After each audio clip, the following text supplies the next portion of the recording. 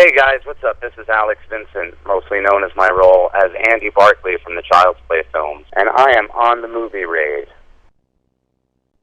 It's time for the movie raid, and tonight's victim is actor and sound engineer Alex Vincent, who's played in all the Child Play films. Hello. Hey, how's it going? You're a sound engineer. What's going on with that? Well, yeah, I went to school several years back at Full Sail, a school in Orlando, Florida. I got a recording arts degree there. I mean, I've always been a big music fan. I've always been appreciative of the audio aspect of production in general. So I did get a degree there, and it proved to be kind of like a $48,000 piece of paper that couldn't get me a job, like most people who graduate from that school go through. Nothing against the school, it's just a lot of people graduating with that same degree every month.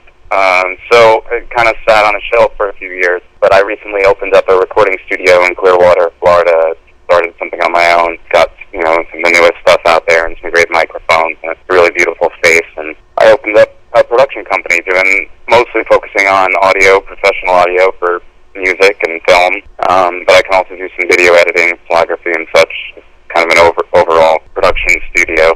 And that's just what I've been up to over the past 5 months. I've been building the place and just kind of getting the word out now and finally getting some recordings going on in there. So, yeah, things are moving forward with that. Yeah, you also still act, but do you use acting as a side thing to put money into your company? Well, I mean, the company's new. I haven't acted in any projects since I got this going. With acting for me, I auditioned from the age of like 5 till 13 in New York City, traveling from New Jersey.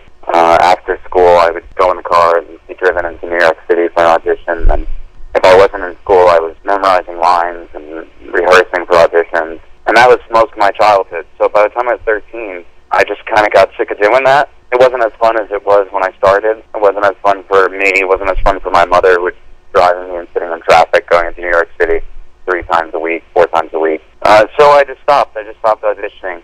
And I took a long time just kind of not being in that business at all. And then I gradually pulled myself back into it kind of in a different route. I mean, I do a lot of horror conventions where I go out and sign autographs and meet fans, and I've gotten to travel all over and do these shows with other great horror celebrities. And that's been really cool for me, and it's opened up a couple doors to some independent projects, and something that I've been doing my whole life, which is writing, and I've written several screenplays, and I had the opportunity to make one of them into a film last year, and I have a couple others that are moving forward. And the exposure that I've gotten through the conventions has given me an opportunity to promote that and bring that to fans of the genre that are kind of interested in what I've been up to. So that's been good. Plus the resurgence of Curse of Chucky, and the series over the past couple of years, since we filmed it in 2012, it came out last year. They gave me a really cool kind of cameo at the end of it. I mean, that gave a little bit of a boost to not only my conventions, but my relevance to the series after all these years, because, it went kind of a different direction for a while. And now it's coming back full circle into, suspenseful horror concept that it was from the start. So I'm happy to be part of that, and there might be more of that to come. So, things are continuing to move forward for me in both this new venture with the studio that I'm working in, and different acting and writing projects that have come my way. As you go into other projects, even as acting, you can still show off your new technology from your company at the same time, even if it's not really affiliated with you in general, like it's a whole new project. Well, this film that we made called House Guest that we made last year, they hired me as a writer. I wrote the screenplay for these guys that were producing it locally. They had a concept, and I wrote a screenplay for them. And then that led to asking me to co-star in the film. So I did that. And then that led to them asking me to mix and score the entire project. So then I did that, which became, a big part of it. Between the writing and the scoring, I'm really proud of the work that I did, and that the final project, the acting as well. I mean, it came out pretty good, so I was happy with it. For the limited budget that we had, we actually made a pretty good film. But being behind the scenes and crafting the audio of the entire film was really rewarding for me, and it led me to want to do more and more of that work. It's been kind of a little bit of a therapeutic experience for you now that you're kind of easing back into this? I mean, I suppose so. I don't know if about a therapeutic experience. I mean, For me, first of all, the process of putting together any creative project is a relaxing thing to do. It's what I enjoy doing. So sitting in front of Pro Tools for a couple hours and working on a project meticulously is fun for me. That part is certainly therapeutic. Putting myself in front of a camera again might be therapy of a different form. There were some stresses involved with that. I mean, it was a pretty demanding role that I wrote, really with no intention of me being the one to play it until they convinced me after the fact. But it was fun. It was a challenge, and I think it paid off pretty good. I mean, we took it to a couple of film festivals. I was given the Best Actor award at one of them, which they might have just been kissing my ass because of the Child's Play thing. I don't know, but I'll take it. Speaking of challenges, what do you think are the challenges as far as acting goes? What do you think are the most challenges to overcome? I know there's a lot of challenges involved, but what do you think the ones that should be overcome? Well, I had a good acting coach when I was young. I didn't go through any real formal training, but I had a good acting coach that worked with me a lot with both the Child's Play films and with other stuff when I was a kid, other projects, and just how to approach auditions, how to punch things like that. And to me, the most valuable stuff that I took from that was, not that I would consider myself a method actor by any means, but I think that the challenge is to really put yourself into a place in your mind where you convince yourself that you are naturally acting the way that you would in the given situation. You have to make it your own in the sense of really identifying with the moment. And for me, coming back to acting and trying that again, I recalled some of those thoughts and some of those things that I've been taught when I was younger. And they actually really paid off for me because I was able to put myself in that moment. And I found myself in a little bit of a more natural, comfortable space, even with all the nerves and anticipation leading up to that moment. By the time I got there, I had put myself mentally in a place that I could really envision myself living through what I was acting. And it just made it a lot easier for me. So I don't know if that's advice that someone can take or just practice, but that's what works for me. Have you ever tried to put your own personal emotion into the character, or do you separate yourself from that and try to work with something with the character itself? Well, in this recent film, I had a scene at the end where I am tied up to my sister back-to-back in ceramic wrap, and a killer who has come into my house and stomped one of my friends to death, slit another one's throat, a killer is trying to convince his son to be like him and plunge this 8-inch blade right into my stomach. So for me to put myself in that position, to act accordingly and act the way that I wrote it and the way that I felt someone would react in that situation, I have to put some of my own emotion into it. I have to put myself in that place. I have to build a fear within myself for an actor that honestly couldn't be the sweetest guy, and couldn't be a sweeter guy in the world than what he actually is in real life. But that's the part of acting. That's part of the challenge of it, and that's part of the fun of it. It's putting yourself mentally into circumstances that either for good or bad you're not really in your life. Yeah, it can be very challenging, especially in horror, because it could be very easy now to just scream or act like you're hurt, but it's all about emotion. How can you really do this and how really make it sell, per se? Yeah, I mean, for some personal insight, on that topic, I was in that scene. I was tied back to my sister, the actress playing my sister, who did a great job, and to put yourself into a place where you can relate to that, I have a sister. So I was back to back. I had the the benefit, the advantage of actually picturing my sister tied up behind me. So it's a lot easier to, portray emotions that you would be feeling if you were really in that situation. All depends between the direction you're going to. I mean, this is separating yourself from as the writer or as the director. It can be a little distracting at times too. Yeah, I mean, this is how I can identify with method acting. I can't completely, if I were to be cast into Child's Play 7 by chance, I wouldn't spend 3 months pretending to be Andy Barclay in my daily life. Yeah. I think there's some aspects of method acting that can be drawn from as an actor to help them get through a scene and relate to that role. Do you feel that character that you played as from that film is pretty much done with, or do you think it could have been done just a little bit more or pulled through another sequel if possible? Oh, I think anything's possible. I mean, we're talking about a doll that has a human soul inside of it that wants to kill people. So anything is possible in the Child's Play world. If you saw how the last one ended, Oh yeah. it's left pretty open-ended to where we could go next with it. I'm not being coy, and I'm not hiding information that I actually know. I really don't know what's going to happen next with the series. But I have my hopes, and I have my own wishes for the direction that it might go. But we'll see.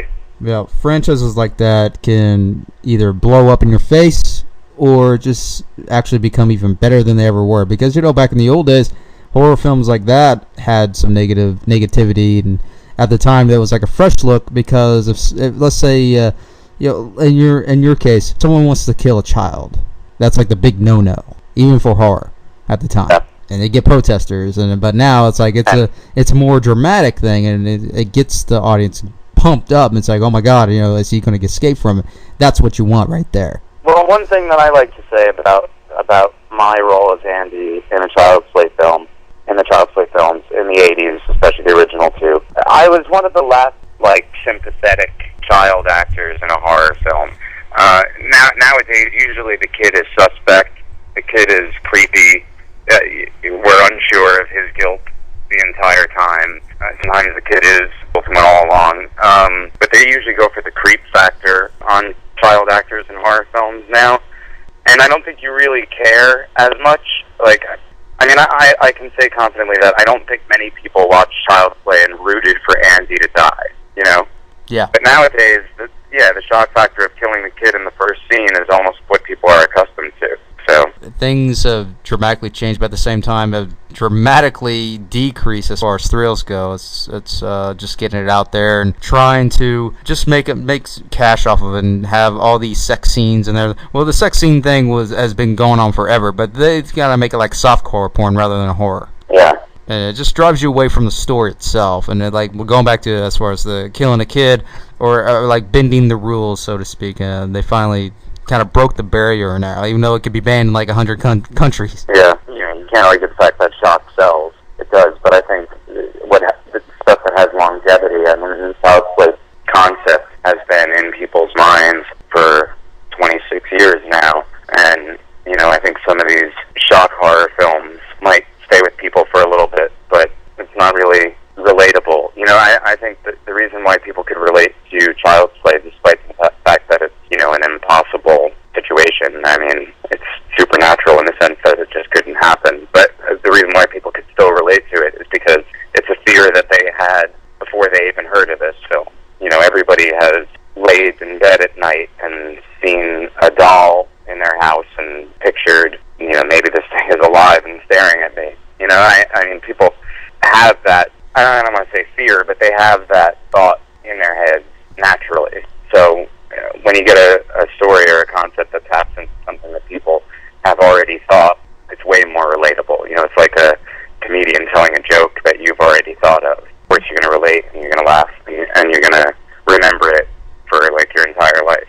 So I think that's why the Child's Play franchise has lasted as long as it has. But that's what makes the horror aspect. If you do something like that, the same thing what they did with Texas Chainsaw Massacre, same thing with what they did with Wes Craven's characterization with Freddy Krueger. If you do it just right as far as horror and still scare people with that without actually making it, I guess, wrong type feeling, make it memorable forever. Well, that's one of the reasons why I'm so fortunate and grateful to the fact that I was in a horror film of all genres. I mean, first of all, we have conventions where fans all gather all across the country. I mean, as of now, other genres of film don't quite have the same kind of thing, aside from, comic books and comic conventions in general.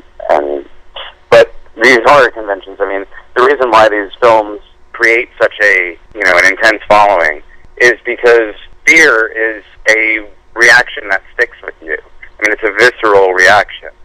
So if you're afraid of something, I mean, that's something that stays with you forever. I mean, it leads into people's dreams. It's the stuff of nightmares.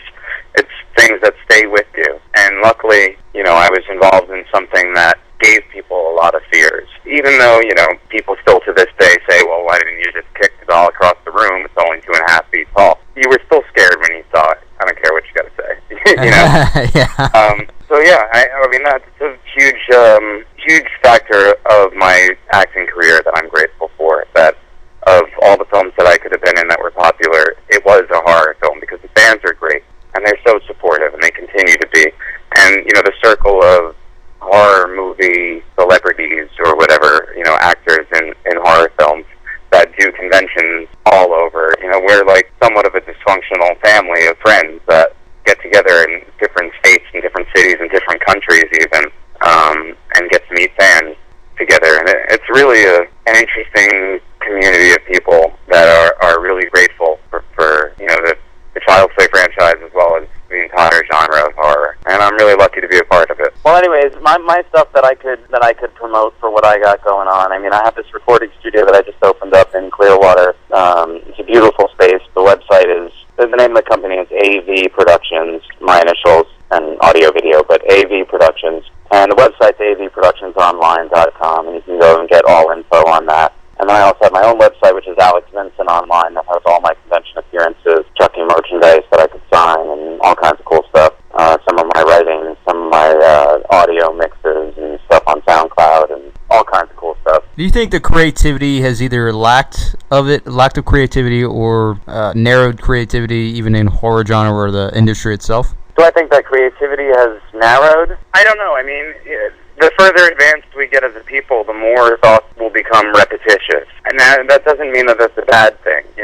People often tell me that are writing screenplays, and they say, I'm writing this script, and then someone will say, oh, they made a movie that was just like that. Well, boy meets girl, and boy falls in love, and girl leaves, and boy's brokenhearted, and boy gets the girl back. That's been done a million times successfully, as often as possible. It doesn't matter if your story is not original or not the first time it's been told, but it's how you tell it. And I think that opens up that gap of creativity. It doesn't narrow it by the fact that things have been repeated, because there's new ways of telling stories all the time. Is that saying that some of the things that come out aren't done repetitiously? Sometimes, but with every year that passes, there's more than a handful of great new films. There's a lot of films that aren't getting as big of a release as others that are very worthy of people's attention. I think people will continue, and it's not just film, music,